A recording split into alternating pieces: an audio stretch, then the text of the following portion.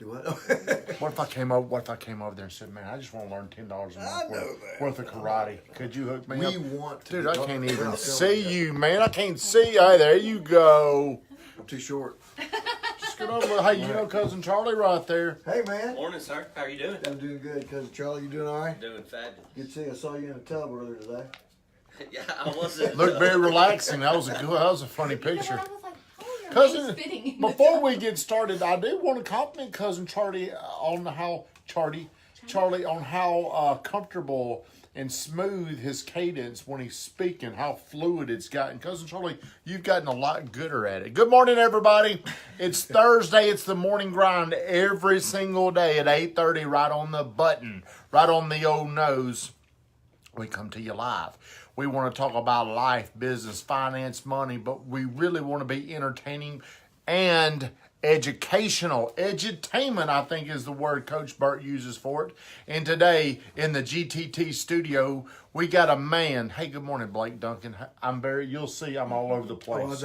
I've seen it every morning. So I talk a lot. But hey, do me a favor. Please ask questions. But please share the stream. The purpose of this video is I want to get this guy more attention. And the reason why I want to get him more attention is because of my little stepkid, Nick.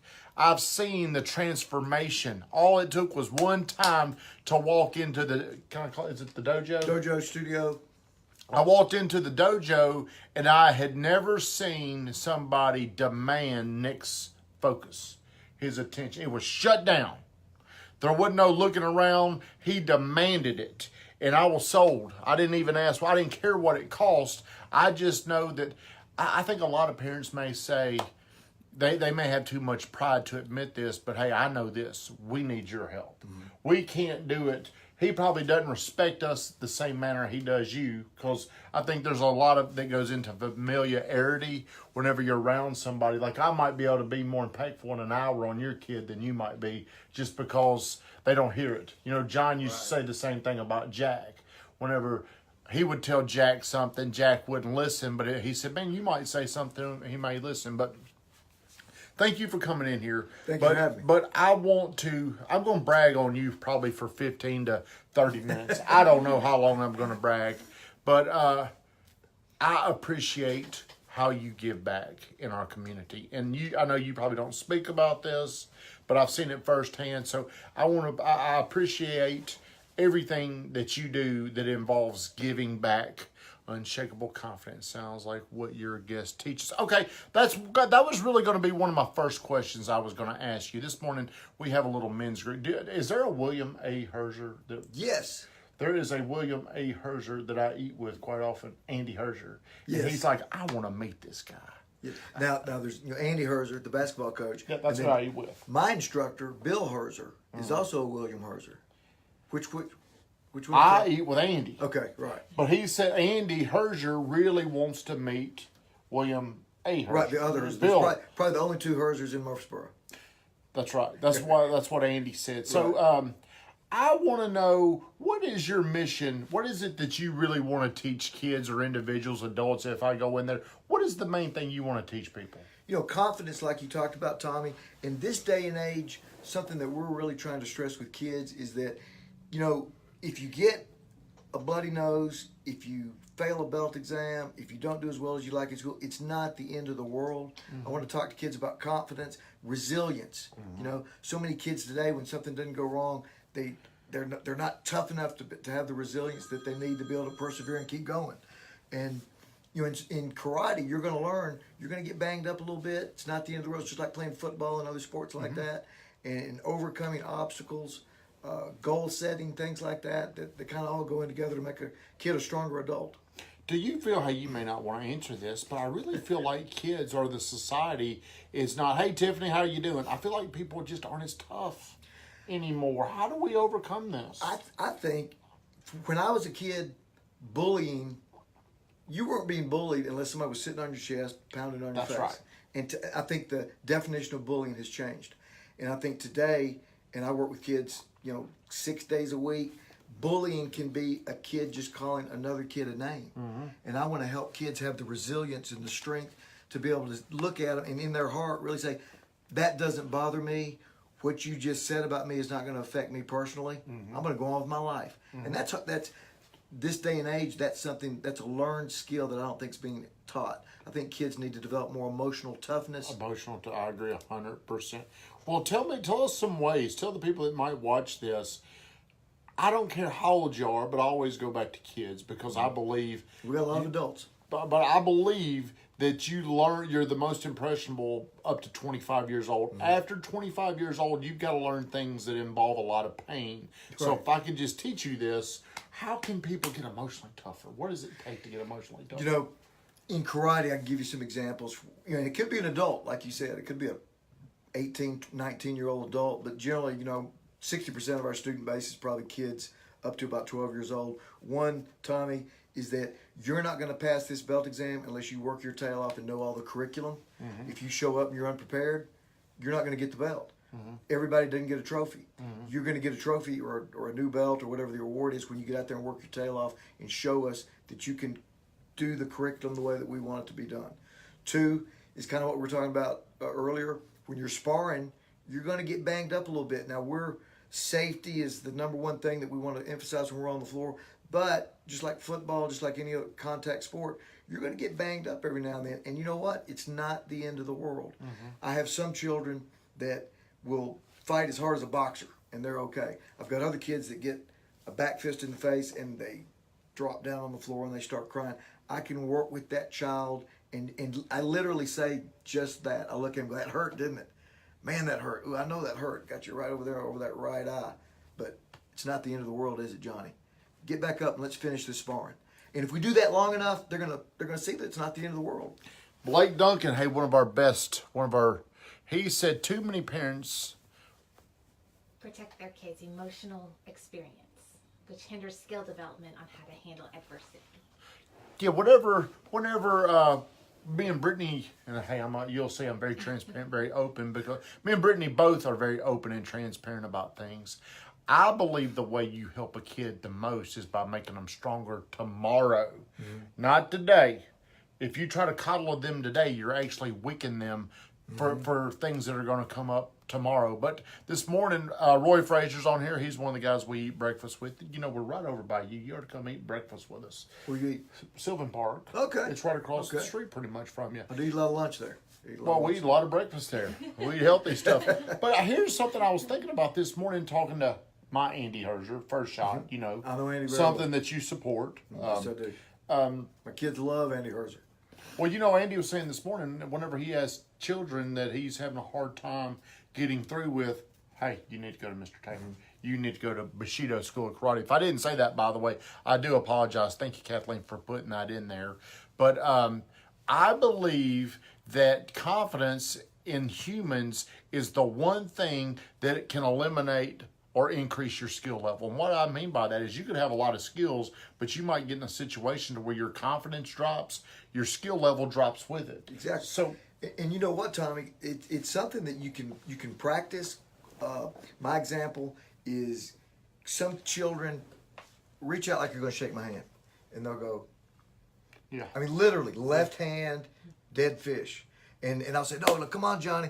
And I'll teach them. We will literally teach children. They're not learning it anywhere else. We'll teach children how to shake hands, how to have eye contact. And if I'm looking at a kid and he's not wanting to do it, I'll say, just fake it for me. Fake that confidence for a while. Learn that it doesn't hurt to give somebody good, strong eye contact, good, strong handshake. And parents will just, after a period of time, will explode and say, man, his confidence is gone. The one thing that, I can't say the one thing because there were so many, but one of the things you did was you made Nick shake your hand and look you in the eye and say, yes, sir, no, sir. And then you tell him why this matters. So now he understands, he believes. Did we talk about getting a job? We talked about getting ahead in your future and how other people weren't doing that. Yeah, you talked about that. I've been teaching karate 35 years professionally. Back when I started, when I was 14 or 15, nobody said yes. Well, I'm sorry, back in the 70s, everybody said yes or no, sir. Nobody does it now as much. And I look at that like everybody's lowering the bar. They kind of look at everybody else and say, well, nobody else is doing it. Let's lower the bar. I know, because every summer I hire young men and young women, if somebody comes up to me and they don't have good eye contact, good firm handshake, to look at me and say yes sir, no sir, you're the man giving me my job, you are yes sir, they're not going to get hired. So my joke is, mom and dad don't want you living in their basement when they're 25 years old, right? So it's a skill. Yes or no sir is a skill that we can practice until it becomes a habit, and then that's going to make them be more successful in life. Tell me this, and whoever else is on here, Blake Duncan, practice makes permanent. I like that. I believe these habits, even no matter if you're working out or if you're in karate, if you're doing things, these disciplines, tell us how they transfer over into the business, because you've obviously been very successful. Right.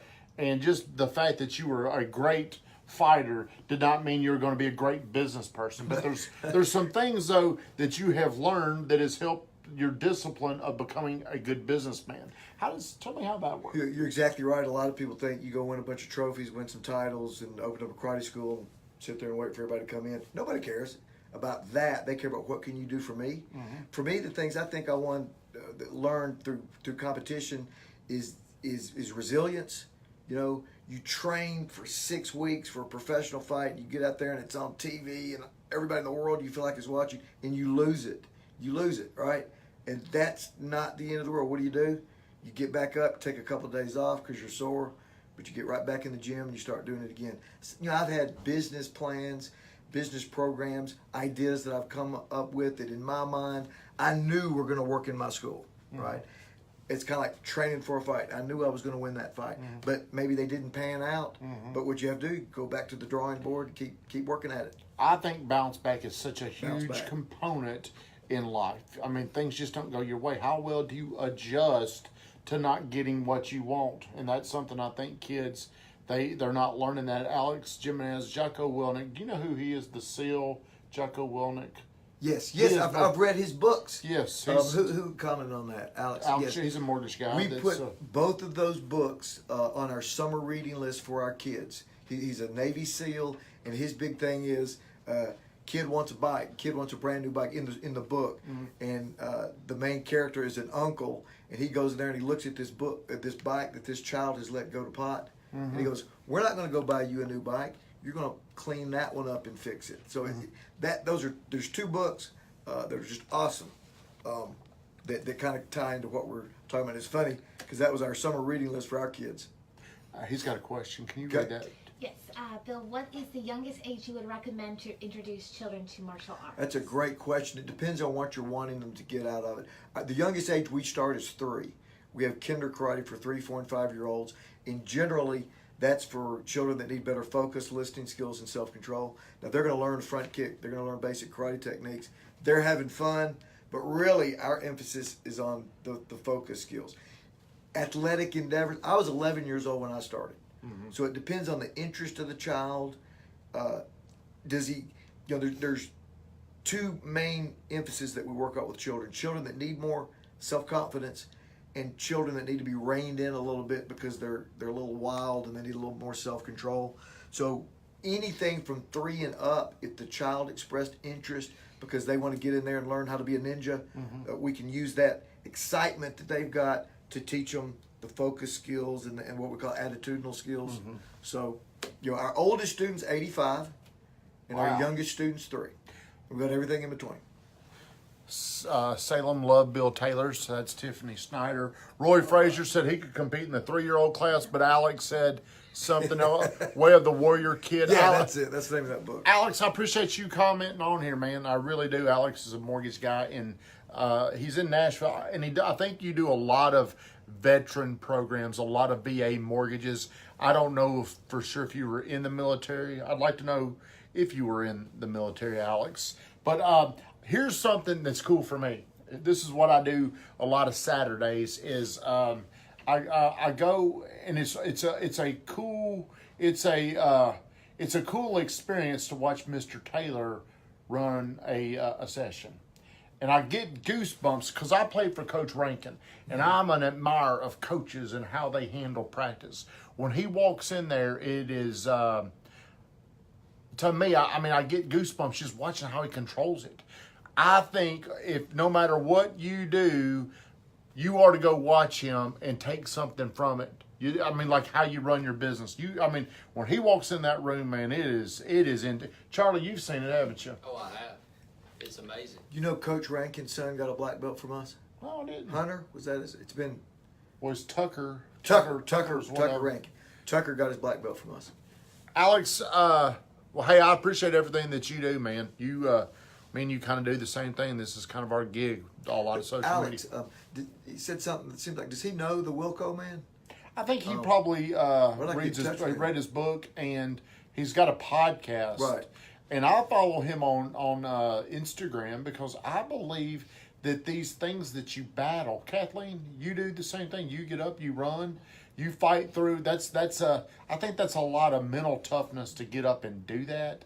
But I think so much of that carries over into what you do for a living. Tommy, you know the easiest thing in the world to do? Yeah, do not Quit. Yeah. Easiest thing in the world to do is quit. And when we talk with these kids about in karate, I'm gonna be honest. I'm gonna be upfront with everybody. If getting a black belt is a 3 to 3.5 year journey, maybe 4.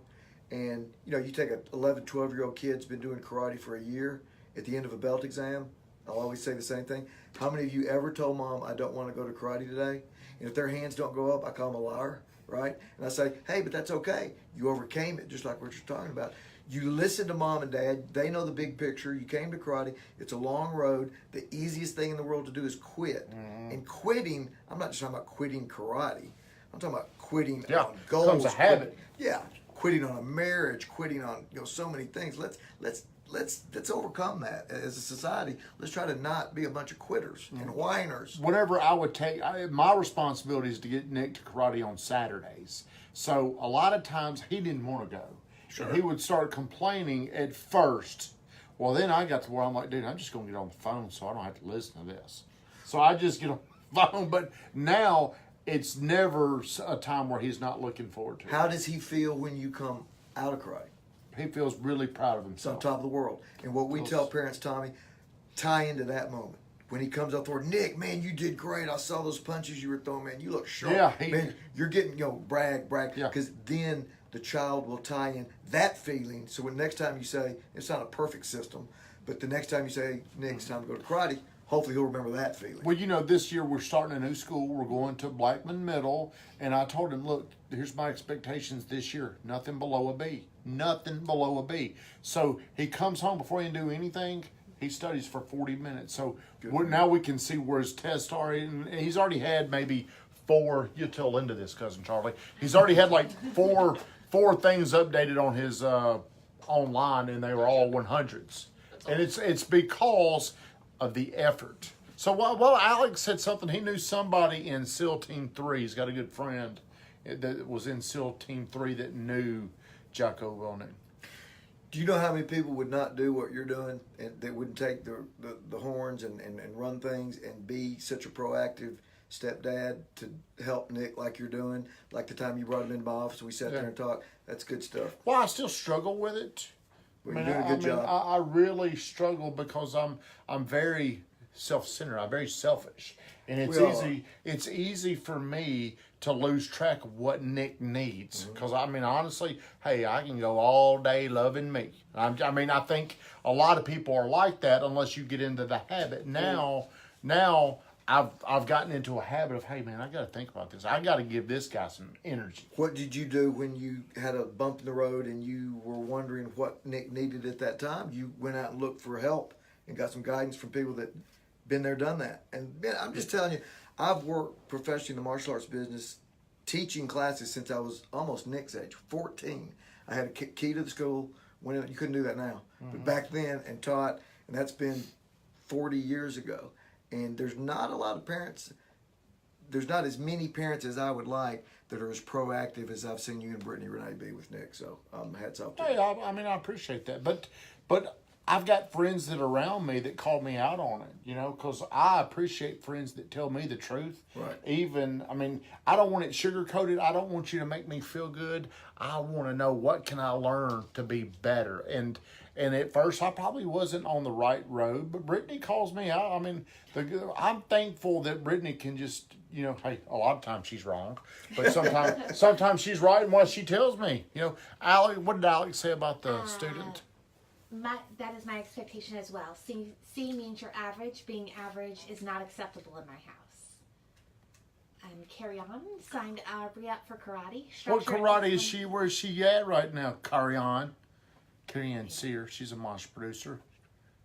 Structure and discipline makes all the difference. It does make it, but I mean the confidence I can see. I don't know how long Nick's been there, but it's been less than a year. He's about to get ready to test for his orange Yeah. belt, probably 6-8 months.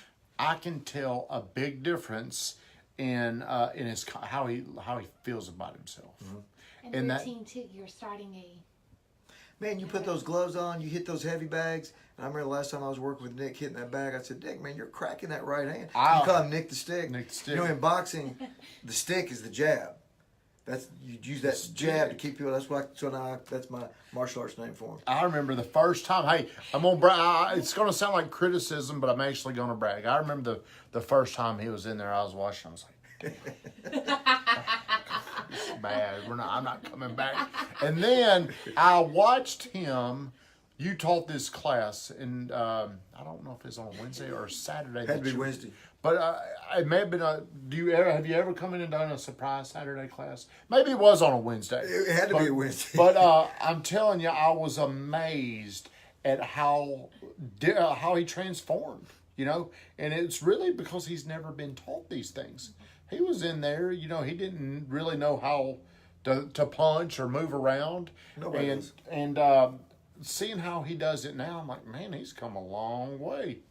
You know He's got a good build for it. You know, lean. yeah, long. Picked up. I've got my 10-year-old lean like that. But how long have we been going? can't count 21. Dang, we already gone 21 minutes. Man, okay, so I do want to ask this. Now Brittany Renee's finally getting on here. She's a little late. She's going on a bachelorette trip this weekend. Good for her. She's leaving right now, as a matter of fact. Her But- bachelorette party or well, it's for her best friend Okay. who's getting married September 1st. But how has karate or Bushido School of Karate transformed over the last 10 years? I mean, Wow. the growth. How big is your school? We have 2 locations in Murfreesboro. We have a 10,000 square foot facility on Broad Street and a 6,200 square foot facility off Church Street. We work with, in effect, over 700 people a week at the 2 locations. Now, I don't know what you said one day, but you said it maybe that Saturday you did the Greatness Academy with Right. kids with Coach Burke. How big is your school compared to the other ones across the country? The average martial arts membership is probably about 100.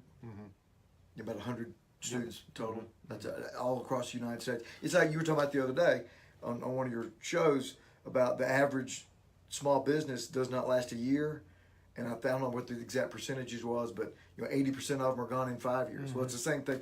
It's true with the martial arts business as well, because a lot of people think all you got to do, like I said earlier, is win a bunch of trophies and then sit out there and wait for people to come in. People don't care. Man, what can you do for me? And that's the way it should be. Well, let's give one little life lesson, because I thought this was a great story about how you had a fight and you were, maybe your studio was open and it was going to be on TV and you got beat. Yes, and yes. You, tell us that story. I Hey there, Godwin, what's up? I had 30 professional fights. I lost 6 of them. And everybody said, do you remember the names of all those guys you fought? And I always say, no, but I remember the 6 that beat me. I'm not going to name them right now. That's been 30 years ago. But the fight you're talking about was for the United States title. It was on ESPN.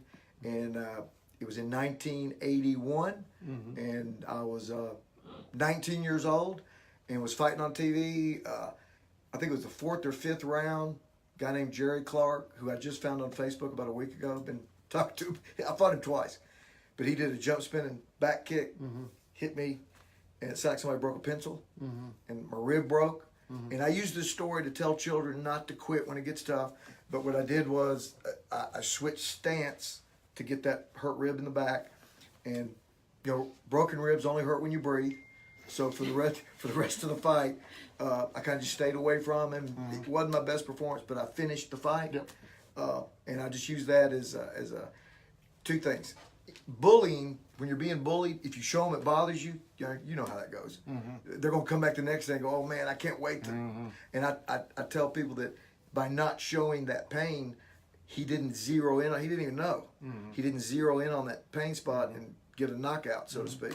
So I use it as a story of resilience and a story of being able to mask pain if a child comes to me and he's crying every time he comes home from school because kids are calling him a name, I'm going to try to give him the confidence and tell him you're arming that bully, and you've got to learn how to disarm that bully by, we even have some scenarios where you can ignore it or make a joke of it. Somehow show that bully, this doesn't bother me. Easier said than done. Of course. But it's something that we're going to have to practice and work with that child. That's how I use that story. But that story, you were also saying that you thought, man, this is going to hurt my business. And once you had found out, it was the exact opposite. Yeah. What I was thinking is, this is on ESPN, and that's when ESPN only had one channel. That was a big deal back in 1981. Now there's dozens of ESPN channels. But that's my mindset was, I've been on TV, millions of people saw it, and I lost. People are going to say, well, he's a loser, right? I didn't. But what happened was when I came back to Murfreesboro, the people that did contact me about it said, man, you are one tough SOB. Man, you hung in there. It was a tough fight. But we're really proud of you for what you did, the way you represented Murfreesboro. And I found that people were contacting me more on the positive side. And that was when the school started to grow a little bit through the attention I drew through that. What is, and this is going to be my last question, unless somebody here or around here has got a question. Shawan, you might have a question, but... I just got a comment. I've lived here all my life, and so every time and that's just always been the karate place.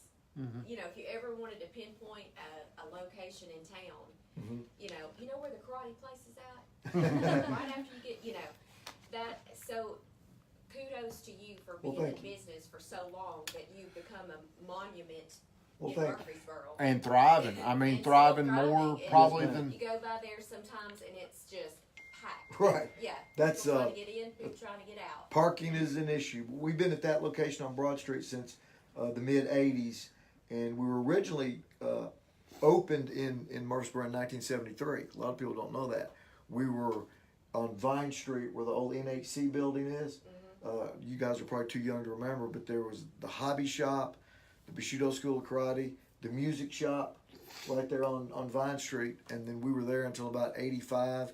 Moved on Maple, next door to Don's Kitchen Corner, and then we were there for a couple of years, and then we moved out on Broad Street in, I think, '87. I like to take something away from my friends or people that I'm around. My buddy Derek Godwin, an example would be this. When I'm around Derek Godwin, I believe anything's possible, no matter how big it is. What is it that your belief is? What is the one ingredient that I can take and I can make my life successful? Resilience. In 1973, I started teaching. In 1980, I had the school was mine. So in all those years, from 80 until 2018, there's been a lot of lessons learned. Nothing's easy. I've seen other martial arts schools, not only in Murfreesboro, come and go, but all over the United States come and go.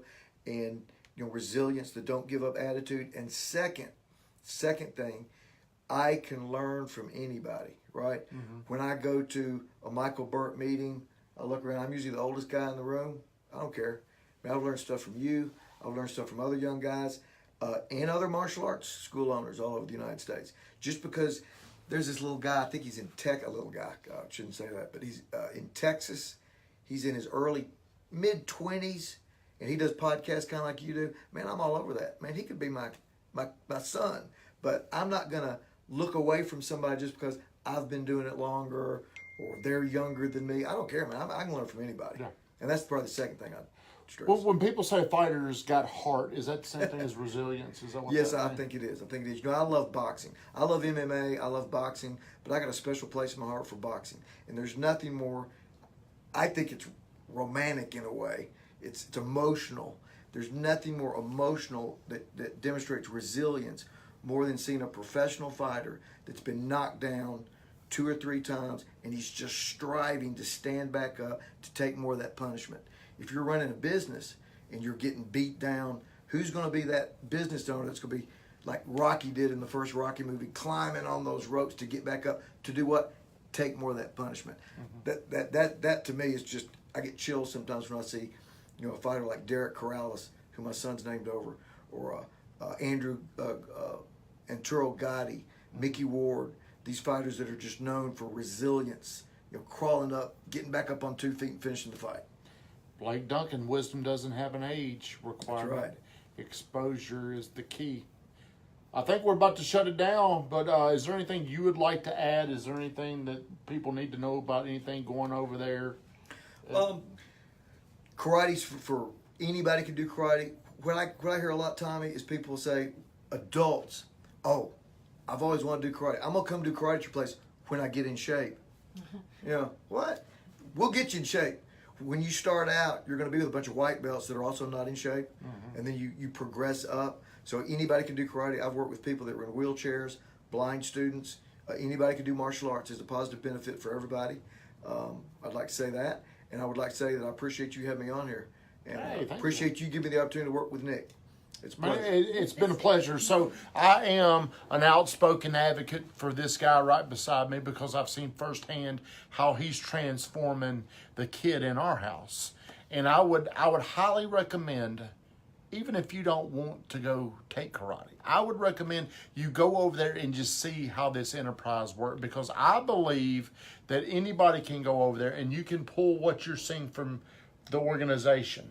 Whatever it is, you can bring it back to what it is you want to do. What does his class cost? Blake Duncan wants to know. Well, I'll answer that. We're real systems oriented, you know, and we used to not. I was flying by the seat of my pants, but since I've been in organizations like Monster Producer and some other martial arts organizations, it's all about systems. So I think if someone did come and watch how things work, it's going to be a systems lesson.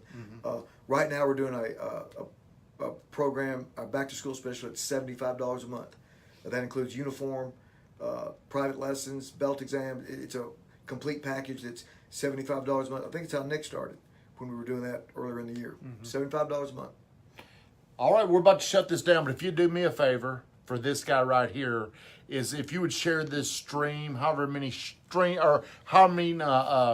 we can get, it would be to help him in his mission, because really what he's doing, I'm sure, I don't even know if financially he needs to do this anymore. He's done so well, but he does this because he's making a difference in a lot of people's lives. And this may embarrass you, but you know, I've asked for donations for things, but for things I try to help, and he came. I didn't ask him. He just came up and said, "Hey, I know you're doing this," and he gave me a very sizable check. So I know the inside of you. I don't know you well, but I just want you to know how much I appreciate what you do, and you inspire me. So everybody share the love. Have a great day. We'll be back tomorrow. See you soon. Thank you, Mr. Taylor. Thank you.